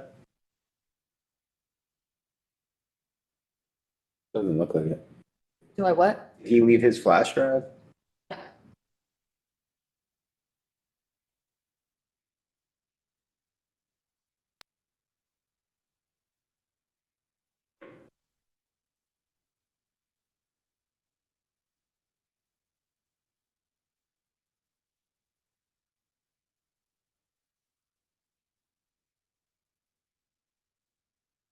So we're in an RF2 zone, surrounded by an RF2 zone, and next to an RF1 zone. And we don't get into the business district, obviously, until we get to our main corridor. So the issue is anything commercial related, and basically any capacity isn't permitted. We've even thought about, accessory residential uses, and, that's not even permitted because there's not a single family dwelling, on the property that's associated with it. It's only an acre lot, and we get inquiries about this. It's 1.16 acres. We get inquiries about it on a pretty regular basis. It's flanked by wetlands and streams on two of the sides, and then residential on the other portions, and is in a highly residential neighborhood, except for the YMCA that's across the street. We've recently gotten an inquiry for something that we would be willing to be open to, which would be some sort of coffee shop, small scale restaurant, evening bar type of combination, basically a gathering space for, a neighborhood community. In the past, we've gotten an automobile service shop because it has the doors that you see, when they're here. So, it lends itself to an automobile service shop. We've gotten landscapers wanting to come and use it because it's a hop adjacent landscaper area. It does have access to water on the street, but it doesn't have water within the building. And there's no septic associated for the site. So for someone to actually come and use this and turn it into something, it's either going to be something where they're just going to use it to store stuff like a landscaping business and then tell their guys to go use a bathroom down the street at a gas station, which we've had people come in and openly admit to the fact that they didn't want to put in a bathroom. That's what they were going to tell people to do. Or it has to be a high enough use that someone's willing to invest some very serious money into the building and upgrading it, which I believe a restaurant, would be able to do, especially if you get someone reputable. And we've had someone reputable come to us and talk a little bit about it. So the question is, for the right use, would this commission be willing to entertain something that would permit the commercial area to be extended somehow, some way into this space? There's not an easy way to do this. We can't just change the zone to a B1, that's spot zoning. You can't just create an island of a business district here surrounded by residential. One, it opens us up to too many other things that would be able to be permitted to be used on that lot if something were to fall through, and isn't necessarily what we want to do. We could change uses in the RF2 zone to allow some sort of cafe or small scale restaurant as a special exception permit. So it would give you guys the availability to deny it if you thought it wasn't, a proper use for the area. But that does seem a little bit out of alignment for, how our zoning regulations are kind of written and kind of the vibe that we allow within our residential zones. We're pretty strict on residentials, residential, commercials, commercial. Yeah, but if you do that, then you open up every RF2 Correct. in this town. And that's why you would do, exactly. And that's why you would do a special exception permit, because now you're creating the opportunity for all these little hubs It'd be a special exception permit, in that, and that's what I said, it's not really in line with kind of what we're doing. The other option is we extend our MDD district, that it would extend down into Easton, along this road. Isn't there other concerns though? The concern with that is there a chance that someone, so again, we've gone through the MDD STD process now about 8 or 9 times. They have to come in for an STD. You guys have to accept it. The STD has to come in with an SEP, but really the STD process is where you guys really say yes or no to the use. You have great discretion on whether you accept it or don't accept it. It's probably your most controllable item as it relates to denying things. So that's why out of all of the options, that's really kind of the best option to do it. There was concern by some of subcommittee that are you opening up the potential that other people are going to buy these residential properties and then try to come into this commission, develop it for commercial use. And now you're really changing the entirety of this neighborhood, which is really right now strictly residential. And yes, okay, it may work for this property further down the line, but are we making these other properties vulnerable in the area? And I think that's where we landed, being as if that feels like a big decision that should be reserved for subcommittee and should be, expanded out to the whole commission. Aren't all those properties already in it? They are already, no. So the way our MDD district works is you guys, and I say you because I wasn't here at this time, we as the town just kind of did 500 feet in either direction. And then in the zoning regulations, we have conditions. And those conditions are, off the top of my head, you have to have direct access to Main Street or 111.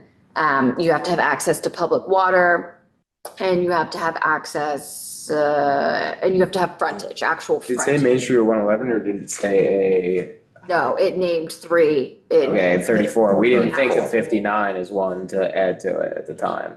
Yeah, so it actually named, what they were. So even though this is shown in the overlay district, it doesn't meet the conditions underneath. So they're not actually applicable for an MDD as they currently stand now.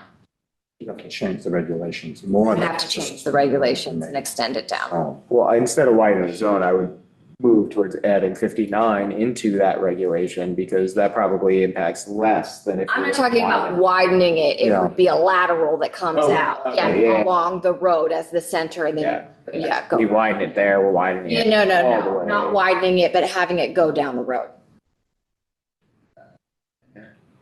I like the idea of including 59 in it as a potential to. Yeah, I do we too. we have so much control.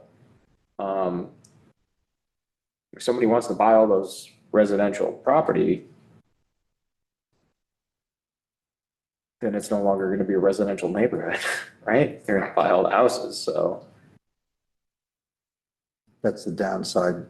Someone buying one property and then 2 houses on each side again. Yeah. Having that mixed residential and commercial.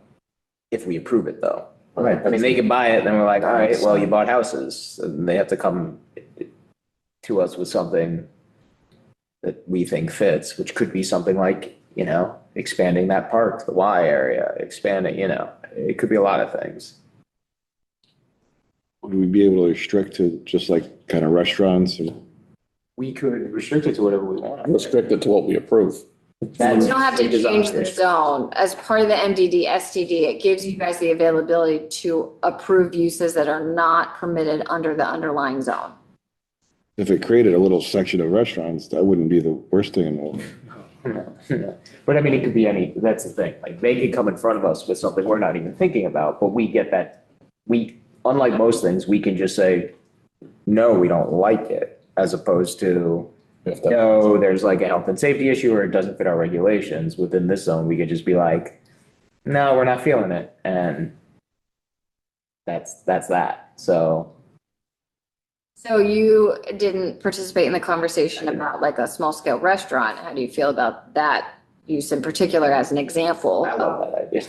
what this could do. A restaurant, yeah, I like the idea of a restaurant. I think that's a cool idea. I think you get some of those in some other like less commercial towns. I feel like where you'll drive and you get like a little almost like cottage restaurant or something like that that kind of pops up, and I think they could be really cool. I've seen them before, as long as parking, obviously, it's something we'd have to look at, but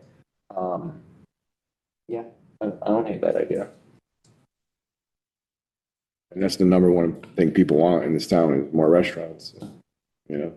Is there an acreage requirement for TMDD? Always. I think it's an acre, and this is 1.16. My only fear, I have a couple concerns with doing all this. One, we are singling out, we're basically going to do this for one property. Is At this point. At this point, correct. But if this one property didn't exist there, we wouldn't even be talking about it. So my fear is that we do this for one property and now we get an influx from people throughout the town to say, hey, well, you did it for that. Yeah. Why can't we do it on mine? There's no other main corridor. Well, I think the other thing is we build up on the border. Feel free to jump in at any time. Yeah, we build up on the borders of our town. Like we do the more commercial stuff on the borders with Trumbull, with Newtown. We've done that. This is a border with Easton that one can argue has much stricter zoning regulations than we do. So, I mean, this could be I could see it being an incredibly lucrative property and appealing to pull people from Easton to our town for something that could be right there. So I could see why that would be different than in the middle of Elm Street. Middle of town's different. Like these are on our kind of exterior corridors. Yeah. But would this leave it open to like them?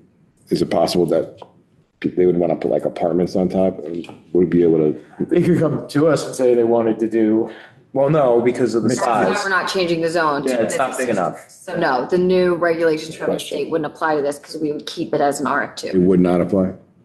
No, we have an acre within the mixed use has to be above a certain acre within that zone, right? But that all changes It's with going to change in a couple months. state public. Oh, yeah, good point. They could put apartments anywhere, Take it, put it in there. regardless. We could do it now, right? They can't do it in an Put R2 apartments zone. there. And the new law will still permit them not to be able to do Residential. it in an R2 zone. That's for the businesses. It's only in our Oh, yes. business districts. Our commercially zoned lots is the way the, Got it. But our design district won't allow it. It keeps it at the zone it is. we're going off a little bit of a tangent, but there's a fundamental argument.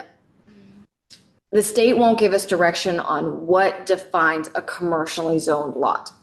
So I am personally going to interpret it one way with our town attorney, who I've already spoken to.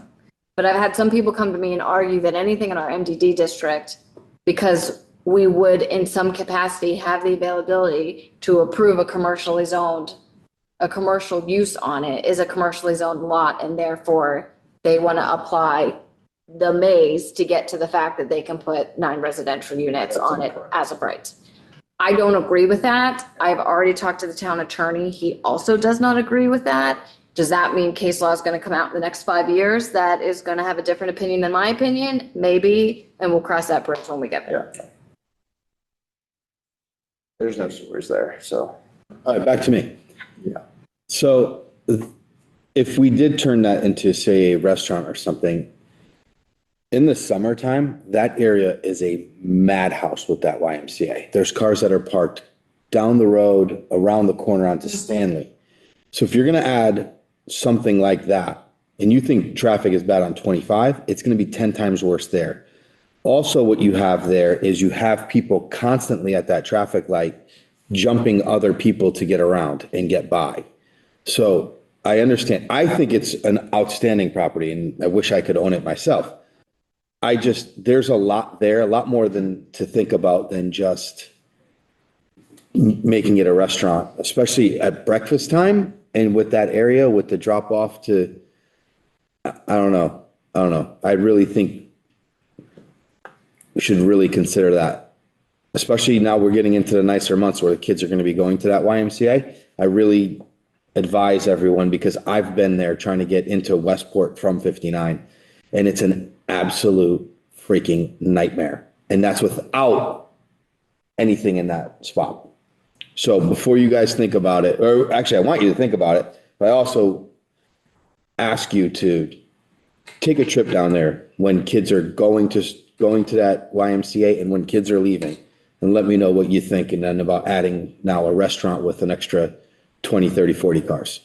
Well, I go through there multiple times a day living back there, and I don't see what you're talking about. Yeah, if you go there today, no, you won't. But go there when the YMCA is up and running. When they're dropping kids off, they do line up along the road. I do see that. And down Stanley. When they're leaving, there's no set time, so they kind of trickle out of there. There's not this big exodus happening with, cars driving around each other. I've been back there for 20 years and I haven't seen that.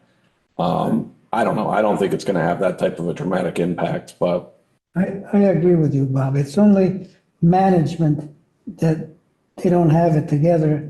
I'm picking up, dropping off is better. I live right next to it.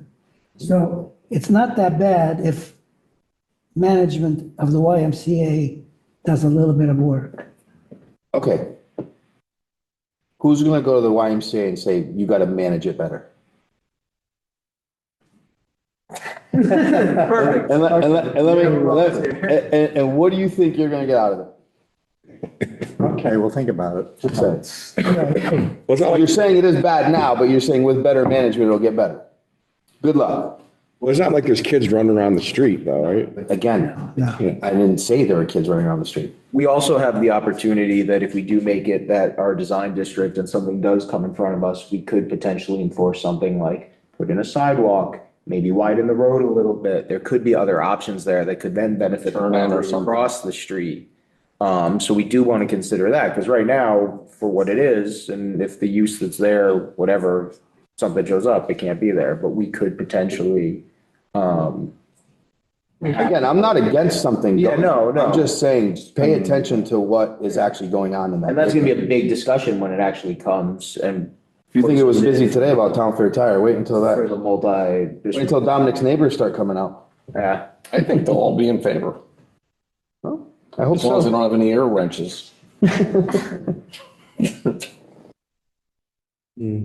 But again, there are other uses that people may want. That have been trying to come in front of us. Yeah, you mentioned that a garage was considering it, auto body, landscaper, so the multi-design district gives us a little more control. We could say no without getting sued. Well, you can always get sued, but yeah.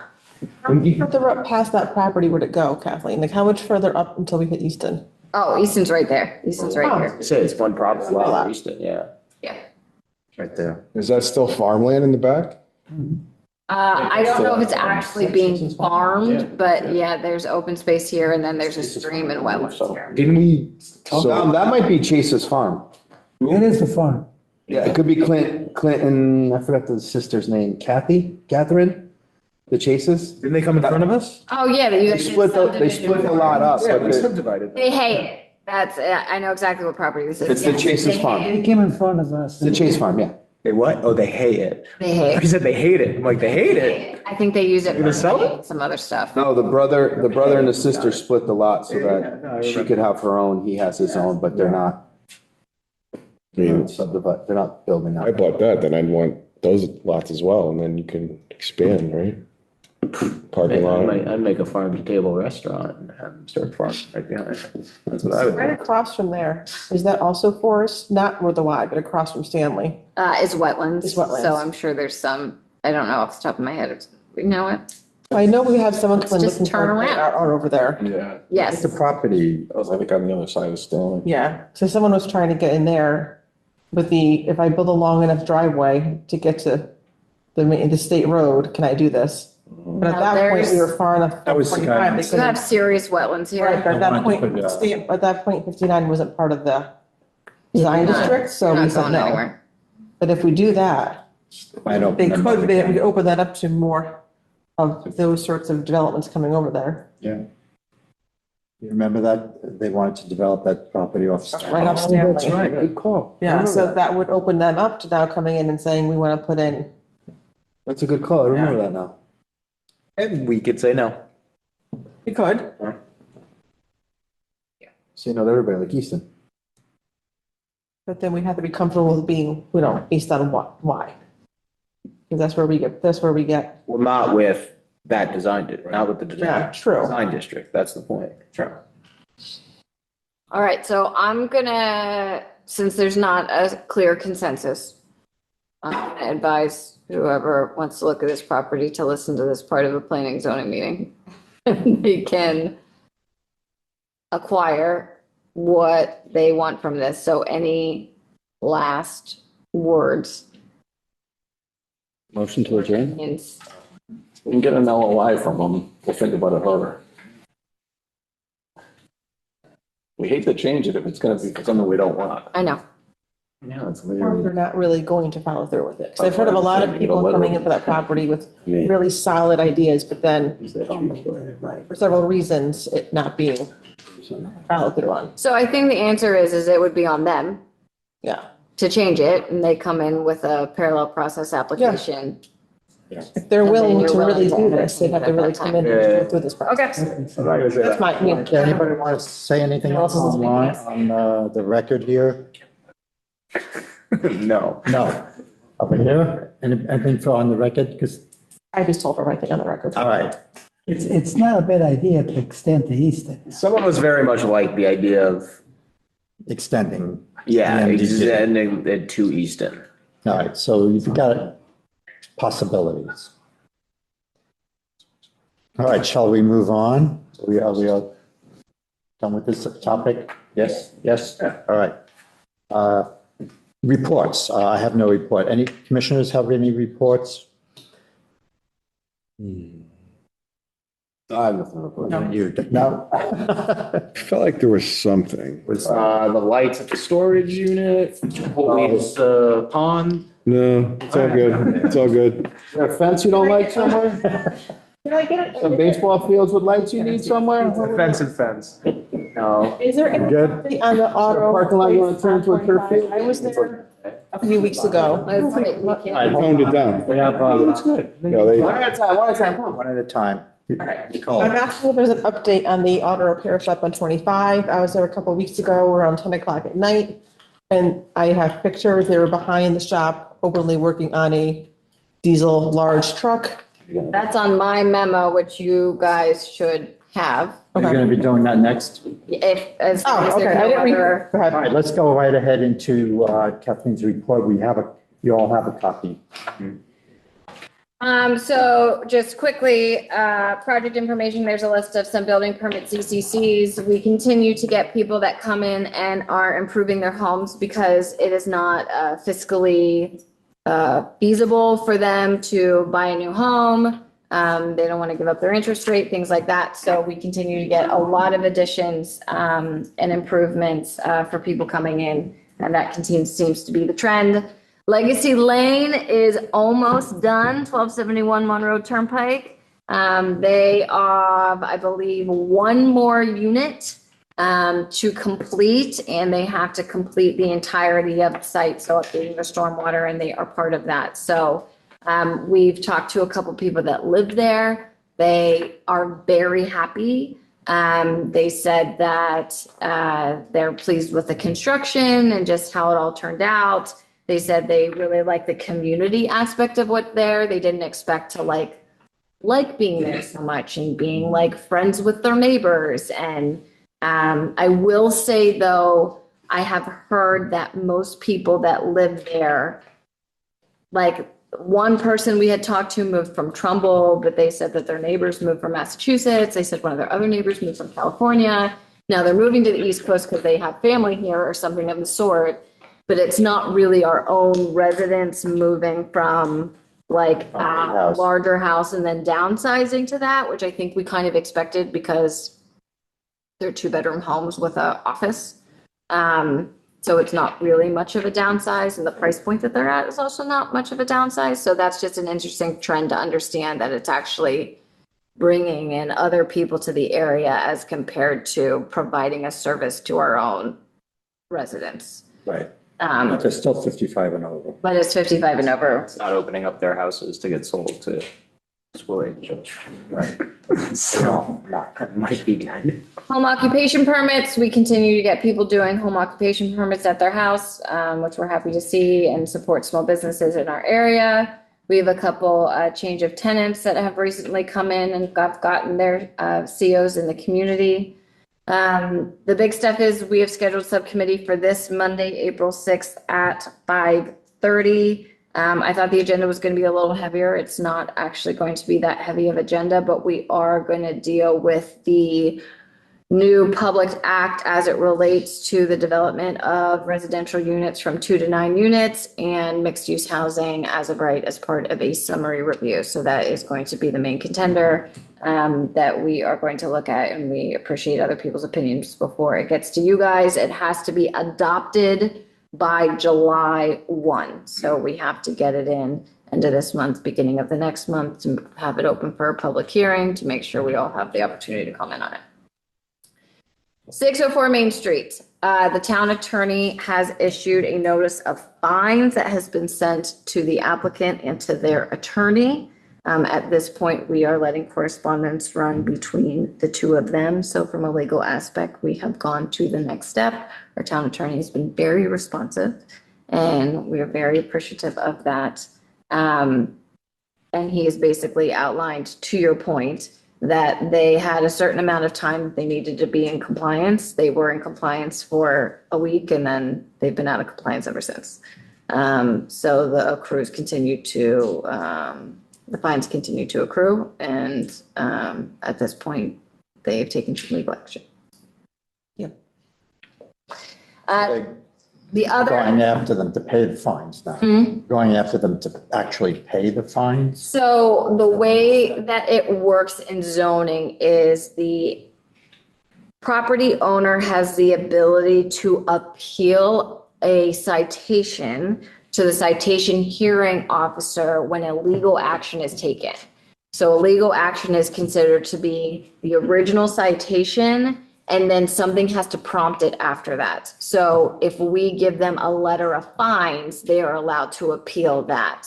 So what will end up happening, and you'll see this, is we'll come in and, we have another property we're actually looking into right now, and they have $3 million worth of fines because they have 12 fines over the course of 6 years that, have never been addressed. But the problem is they've never had the opportunity also to appeal it because it's been sitting there, for a really long time. And that's kind of how we get to the next step.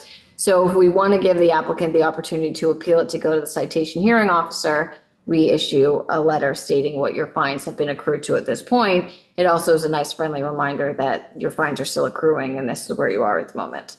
That's what happened here. Notice So that's what happened they here. can go to the appeals. They can go back to the appeals, but also it gives us legal action to move forward to the next step, even after that, whatever that is, in our opinion of our town attorney. Who's the citation appeals officer? Elizabeth Edgerton. Yeah, okay, I knew she was okay. Thought she had another term. Yeah. Or a She's title. our citation hearing officer for zoning. And she is very responsive. Thomas and her have an excellent relationship.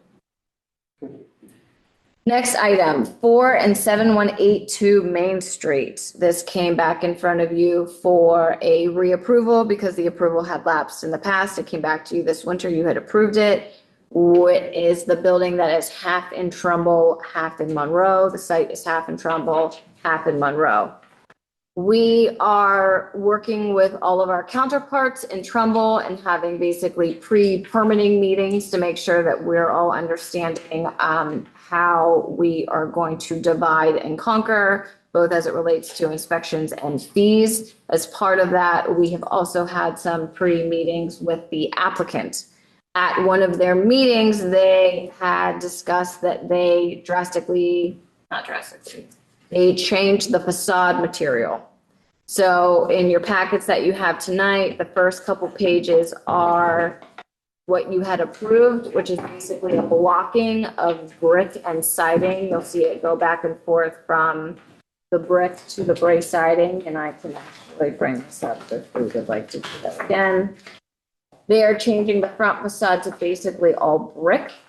I like how the back of it is. The question to this commission is, Oh, this is the back? change significant enough that you want this to come back in front of you for comment? No. Or do you feel like it is able to be processed basically as a field change and it is minor enough and still within the design vernacular that you originally proposed, that you're They're okay? changing the doghouse windows on the third floor also. Yes, and they are changing the windows. Yeah, that's nice. I'm okay with It's better that. than it did before. Yeah. Okay. The front two are not the old. Yeah. Yeah, so these are out. Yeah. You crazy? Yeah. Banana.